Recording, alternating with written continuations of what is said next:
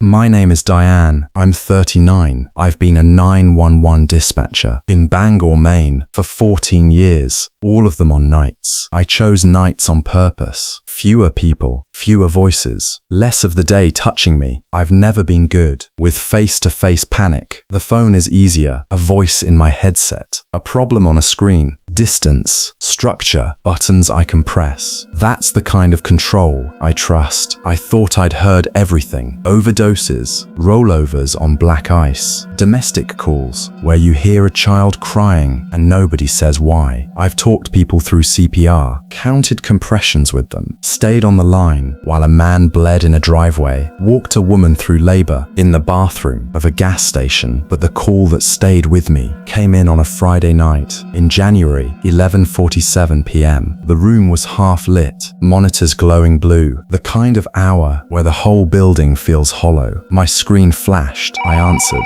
A woman whispered, "I need help." She gave an address, north side of town, older homes, long driveways, big dark yards, the kind of street where people wave in daylight and lock everything after sunset. Then she said, "He's in my house." I asked if she was alone. "Yes." "Where are you right now?" "Upstairs, in my bedroom." "The door is locked." Her voice was shaking, not loud, not frantic. That made it worse. I asked who was in the house. There was a pause. Then she said, "My husband." I looked at the call timer. 3 seconds. 4. Then she whispered, "But he died 3 weeks ago." I felt that old split. You get in this job. Half of you listens. Half of you categorizes. Grief episode. Possible hallucination. Possible confusion. Possible intruder. I dispatched 2 officers and kept her talking. "What's your name?" "Ruth." "Ruth, I need you to tell me exactly what you're hearing." Her breathing caught. "The piano," she said. I looked up from my screen. The piano. He used to play after dinner every night. Always the same song. I can hear it now. Downstairs, in the living room. My fingers stopped moving for half a second. Then I heard it, faint through the phone.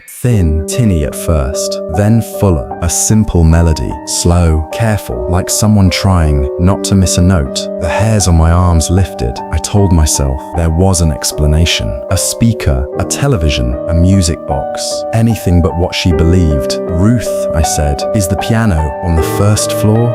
"Yes." "Does anyone else have a key?" "No." I changed the locks after the funeral. That got my attention, not because it proved anything, because it meant she'd already been afraid. I asked if she had seen anyone. She said no, only heard the music. Then the music stopped. Silence. Not empty silence, waiting silence. The kind that feels like the house is listening back. Ruth made a sound like she was swallowing a scream. "It stopped," she whispered. I listened with her for 3 seconds. There was nothing. Then a floorboard creaked. Another, slow, measured. Someone walking across the first floor. "Ruth," I said, "where is that?" "The hallway, near the stairs." "Listen to me. Do not open that door." "I won't." I heard fabric move, a shift of weight on a bed, then another creak below, closer. My co-worker across from me looked up. He could tell from my face this wasn't routine anymore. Ruth stopped breathing. Then I heard it, a step on the staircase, then another,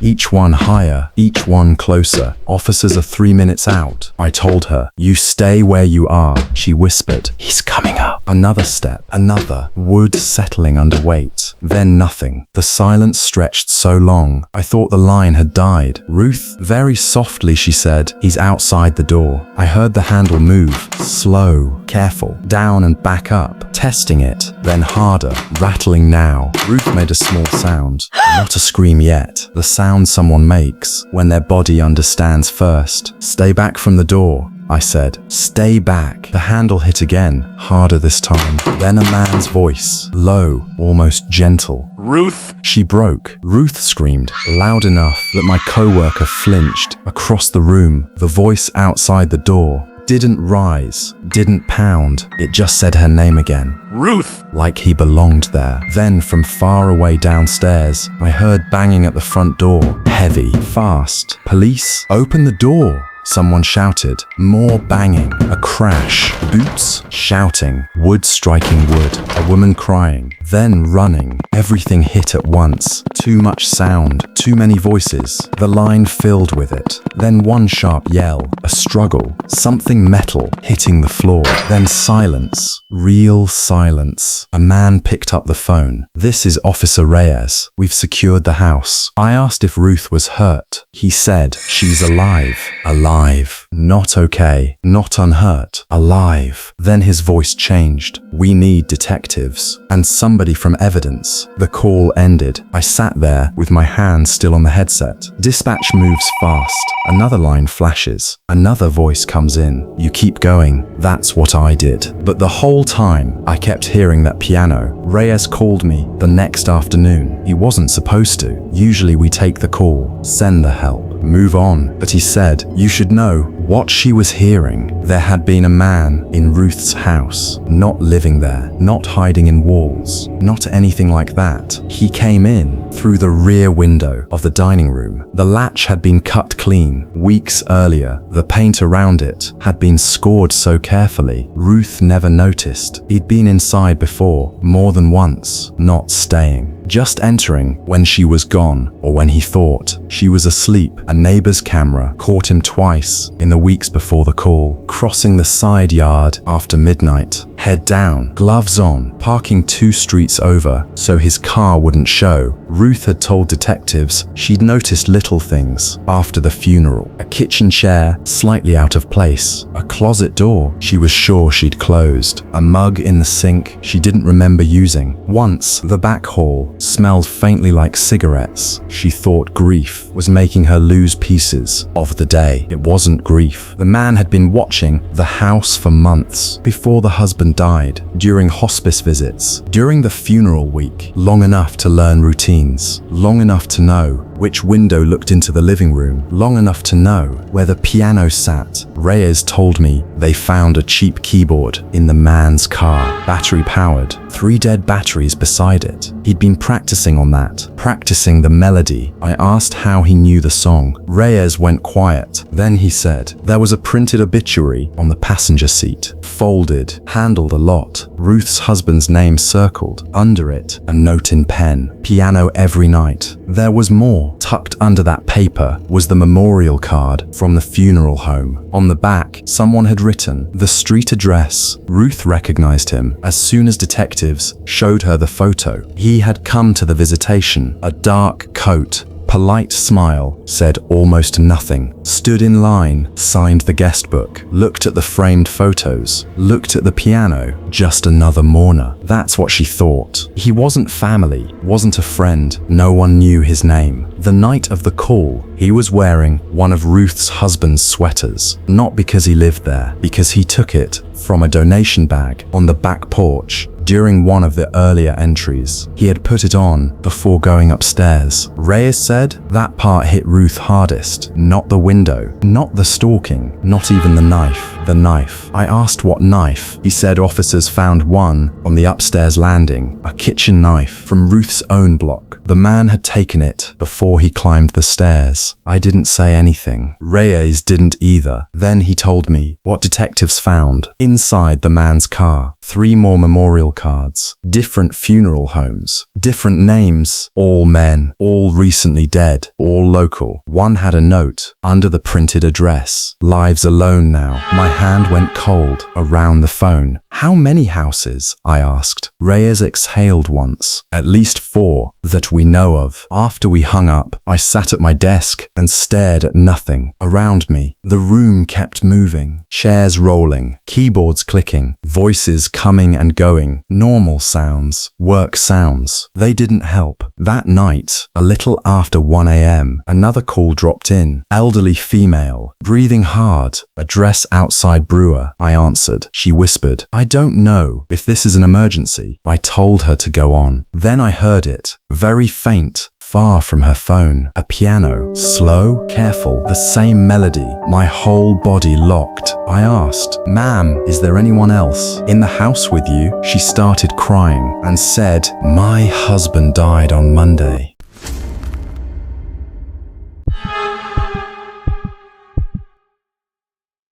My name is Trent. I'm 31, and the only thing that keeps me sane is getting out on the trails. I work in logistics, 12-hour shifts, fluorescent lights and spreadsheets, the kind of work that empties you out without ever making you tired. The woods are where I go to feel human again. It's the only place I don't feel watched. Last September, I drove out to a trail near the Black Hills, South Dakota border. 2-day hike in, 2-day hike back. I'd done routes like this a dozen times, always alone. I preferred it that way. The first few hours went fine. Quiet trail, warm air. The only sounds were my boots on dirt and birds calling from the canopy. The leaves were just starting to turn, orange at the edges. The kind of day you remember. Around mile 6, I stopped for a break, sat against a tree, pulled out a granola bar. The forest was still. Insects buzzing in the grass, sunlight through the branches. I looked up. A man was standing in the trees on the other side of the trail, staring at me. He wasn't walking,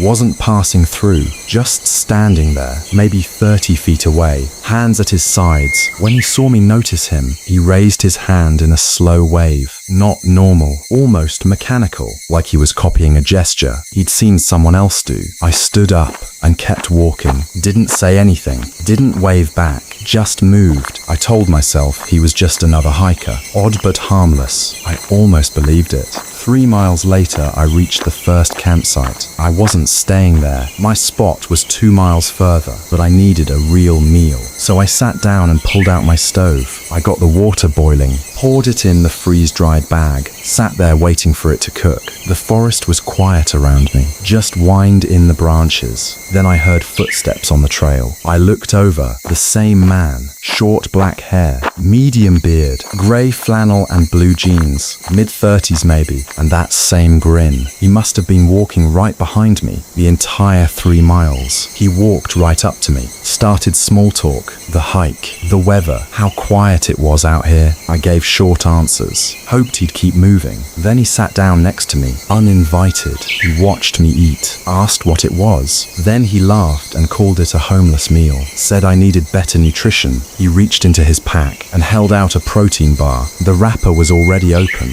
no bites taken, just open. His fingernails were black with dirt. There was a wet smear on the wrapper. I said no thanks. He pushed it closer. You'll want it later. Trust me. I said no again. He pulled it back, still grinning. I'm staying here tonight, he said. I'll save it for you. That was my way out. If he was staying here, then I just needed to keep moving. I told him my friend was waiting at the next campsite. I had to go. His grin stayed frozen, but his eyes went flat, like a mask slipping. I walked away, checked over my shoulder 3 times. He didn't follow. By the time I reached the bend in the trail, he was out of sight. I felt the tension drain from my chest. Maybe he really was just a weird guy. Maybe 2 hours later I made it to my camp. The sun was dropping fast, getting dark. I set my pack down, but something told me not to unpack, not to set up the tent. Not yet. The insects were loud around me, crickets filling every gap in the silence, frogs from a creek somewhere downhill. The forest felt alive. Then I heard footsteps on the trail, slow and steady.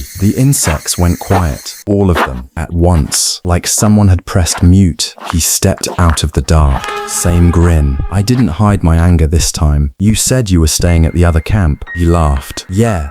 I'm following you, said it like a joke, but his eyes weren't laughing. He asked if I was hungry. I grabbed my pack and walked past him, back the way I came. He didn't follow immediately, but I didn't trust that. I passed the first campsite, kept going. Another mile past it, I moved off the trail, maybe 200 feet into the brush, set up my tent in the dark, left everything in my pack, lay down and tried to sleep. The exhaustion pulled me under fast. In the middle of the night, my eyes shot open. Footsteps on the trail, close, coming from the direction of my camp, getting louder, steady pace. Then a sound that made my skin crawl. Whistling, a slow melody, calm, almost cheerful, like someone on a morning walk. Not rushing, not searching, just moving through the dark, like he owned it. The footsteps got closer. The whistling got louder. I held my breath. My chest burned. He passed my spot.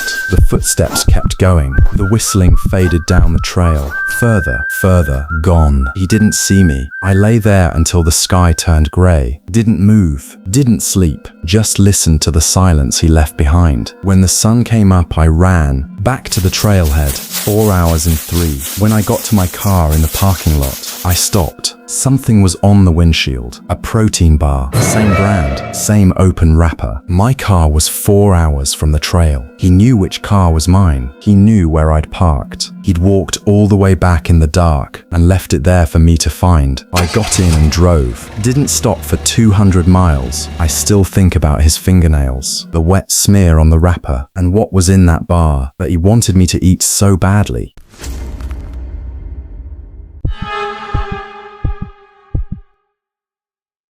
My name is Jay, I'm 27, and last July I took my dog Coda to the coast for a few days. Coda is a border collie, smarter than most people I know. I got him after my mum passed. She always wanted me to have a dog, said it would keep me honest. She was right. I found this spot online, a stretch of rocky beach on the Olympic Peninsula in Washington. No campgrounds, no facilities, just a cove with driftwood and flat ground behind the tide line. You could drive to a pullout, then hike about an hour along the shore to reach it. The photos showed turquoise water and white driftwood stacked like bones. It looked peaceful, the kind of place nobody goes. That should have been the first warning. We got there around 4 p.m. The beach was empty. Fog sat low on the water. Waves rolled in slow and heavy. Gulls circled overhead. Their cries echoed off the cliff walls. I set up the tent above the high tide mark, between two large driftwood logs. Coda ran circles on the sand, sniffing kelp, chasing the foam, being himself. About 15 minutes after we arrived, Coda came back to me, but he wasn't playful anymore. His tail was low. He pressed against my leg and faced the rocks at the far end of the cove. Then he growled, low, barely a sound, more vibration than noise. I looked where he was looking. Fog and rocks, nothing else. The tide was pulling back, leaving dark shapes of kelp scattered across the stones. I checked him over. No injury, no limp, just tense. I told myself maybe he smelled an animal, seal maybe, or a raccoon in the rocks. I finished setting up camp, got a small fire going with driftwood. The wood popped and hissed from the salt. Sparks drifted up into the fog. The sun dropped behind the clouds. The beach went grey, then dark. Just the fire and the sound of waves. Steady rhythm, over and over, like breathing. Coda stayed glued to my side all evening. Never wandered, never relaxed. Every few minutes he'd lift his head and stare toward the water. His ears would rotate forward, then back. I'd never seen him like this. I tried to enjoy the fire, cooked a simple meal, drank some coffee. The fog thickened around us. I could barely see the waterline anymore, just the sound of it, constant. Around 10 p.m. I walked out of the tent. Coda came with me. The moon was up behind the fog, just enough light to see the shoreline, silver light on wet sand. I looked down the beach and I saw someone. A figure standing at the water's edge, maybe 200 feet away, facing the ocean, completely still. I watched for 10 seconds. They didn't move. The waves washed over their feet, and they didn't move. A cloud covered the moon. The beach went black. When the light came back, the figure was gone. Coda let out a sharp bark, then another. Then he pressed into my leg so hard, I nearly lost my balance. I went back to the tent, zipped it shut, lay down with Coda beside me. His ears were up, his body was rigid. He stared at the tent wall like he could see through it. The waves kept coming, the fog kept pressing in. I told myself it was another camper, someone night fishing, someone who'd left before I could call out. I don't know how long it took me to fall asleep, but at some point I did. I was dreaming about the beach, walking alone, no Coda, just the sound of waves. Then a high-pitched sound, over and over, getting louder, breaking through. I woke up. Coda was pushing his nose into my face, whining. That high-pitched sound from my dream was him. He'd been trying to wake me. My heart was already pounding. I grabbed the flashlight, reached for the zipper, pulled it open. The sound of it cut through the night. The beam hit something immediately, 10 feet from the tent. A man, dark clothes, soaking wet. His hair was plastered to his face, a hood half pulled up. In his hand, a pocket knife. The blade caught the light. I froze. He froze. The waves crashed behind him. The fog swirled around his legs. Water dripped from his jacket onto the stones. Then he took a step forward. Wet gravel crunched under his boot. Coda exploded.